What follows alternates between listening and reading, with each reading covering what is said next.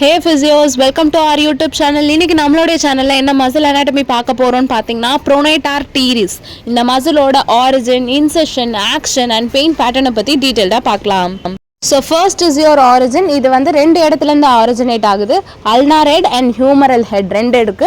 humeral head எங்க இருந்துன்னு பாத்தீங்கன்னா medial epicondyle of humerus, அதாவது உள்பக்கம் இருக்க அந்த epicondylal regionல இருந்து originate ஆகுது.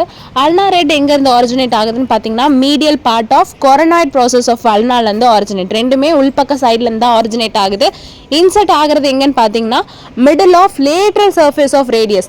radiusோட lateral வெளிப்பக்க சைடுல middleல வந்துட்டு போயிட்டு இன்சர்ட் ஆகுது.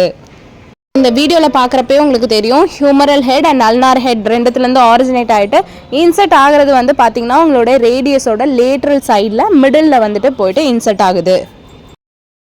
Next is your muscle action. இந்த மசில் என்னென்ன ஆக்ஷனுக்கு ஹெல்ப் பண்ணுதுன்னு பார்த்தீங்கன்னா forearm pronation.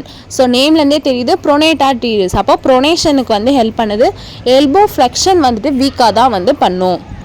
ஸோ வந்துட்டு பெயின் பேட்டர்ன் இப்போ வந்துட்டு இந்த மசில் இன்வால்மெண்ட்டில் உங்களுக்கு எங்கெங்கெல்லாம் பெயின் தெரியும்னு பார்த்தீங்கன்னா ஆன்டீரியர் ஃபோராம், அதாவது ஃப்ரண்ட் சைடில் இருக்க ஃபோராம்லேயும் மீடியல், அதாவது மீடியல் எல்போ உள்பக்கம் இருக்க எல்போ சைட்லையுமே உங்களுக்கு பெயின் தெரியும்.